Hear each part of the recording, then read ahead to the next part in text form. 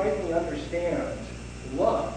Will we rightly understand the relation of God and society? Will we rightly understand justice in terms of what it can do and its limitations? Will we understand those things? And unless we understand how fundamental the common good is, this can't be a buzzword. It can't be something that we throw in because I'm supposed to say common good at this point. Throw it in, it gives a kind of aura to what we're saying. It can't just be a kind of communitarian mantra. We really have to see that this is something that's fundamental to community life. We have to see that it's fundamental to the life of the church. We have to see that it's fundamental to how it is that those two interrelate. Ultimately, it's fundamental to understanding how man is perfected. That a communal, that our personal good is found within this communal good. Ultimately, God himself, who is the highest good of all universe. We misunderstand this principle. If you reject it, if you misunderstand it, or confused about it, we are going to end up in some way or another on this wide spectrum of liberalism and never truly appreciate what it is that our church teaching has to offer us. Thank you.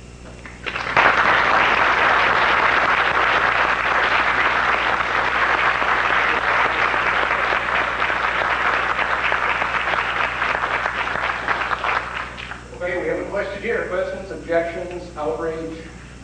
Well, my question will hinge on the assumption that we would consider justice to also be a common good.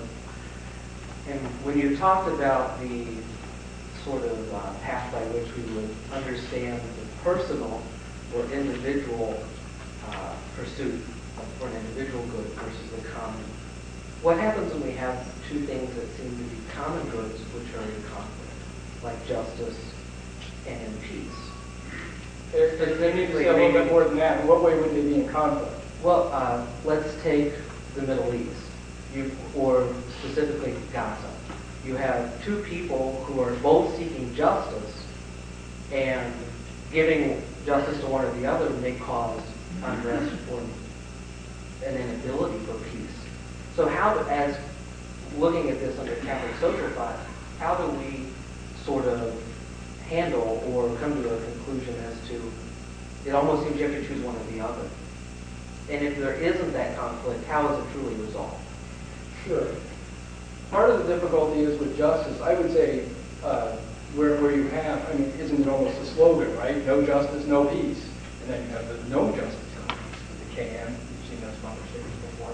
And hanging up around, you don't drive around in a Catholic social, Catholic social worker committee people. Of course, there are going to be disagreements, though, about what is just.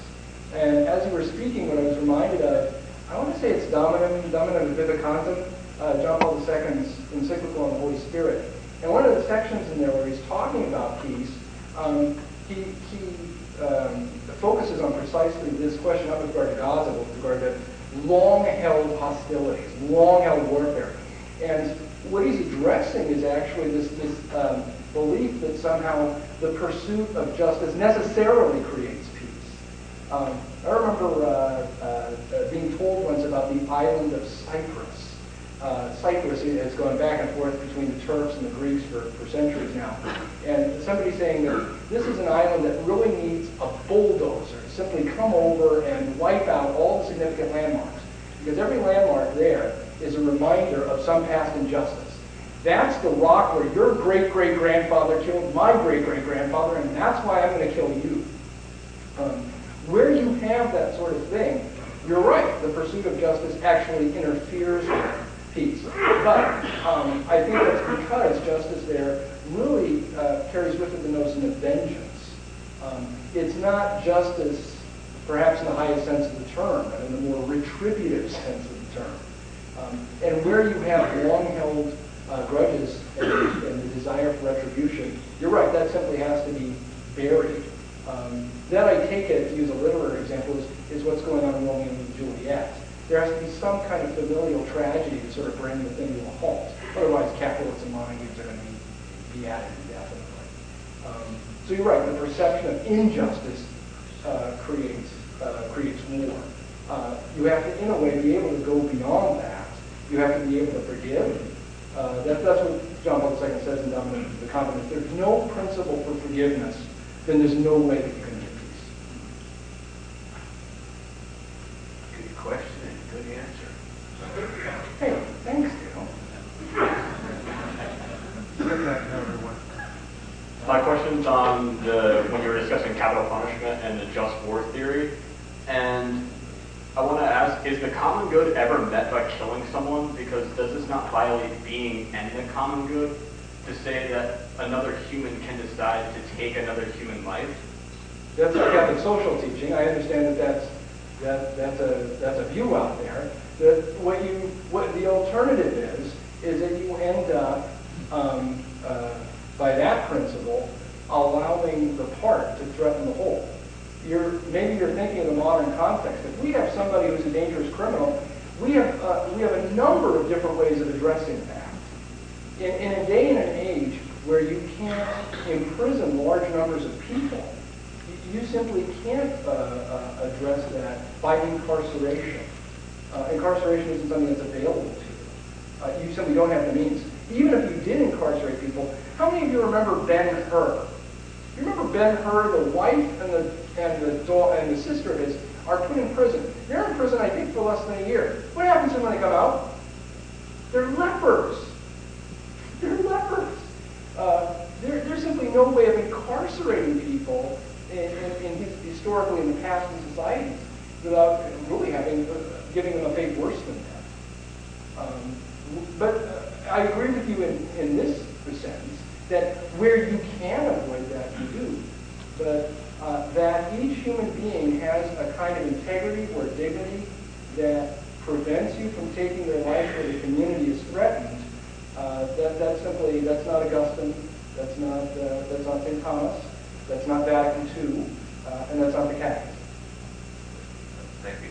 How would you argue or articulate this idea of common good should lead us to distributism?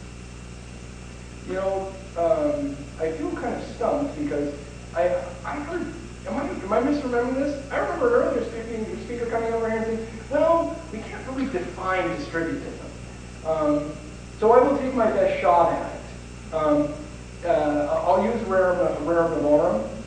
You remember there's a section of rerum novarum, to my mind, it's one of the most striking sections. He talks about how it is that labor and employers, or labor and capital, are not supposed to be at war with each other. They are meant to be in harmony. And in fact, that harmony, those who have wealth, and those who are employed by wealth, a society is how does he put it? The good of society is achieved when these are in right order. And he calls it the beauty of right order. Right? That human beings are naturally meant to live in a harmonious way. If you look at, Servile State, remember at the second chapter of Servile State, he talks about how it is that one of the things that people don't seem to understand about medieval society, they focus on the major players. They think of nobility and king and so on. They forget that medieval society was honeycombed with all sorts of private associations, guilds, colleges, religious orders. What made medieval society work wasn't all sort of big tower in the palaces. What made medieval society work and made it a distributive society was this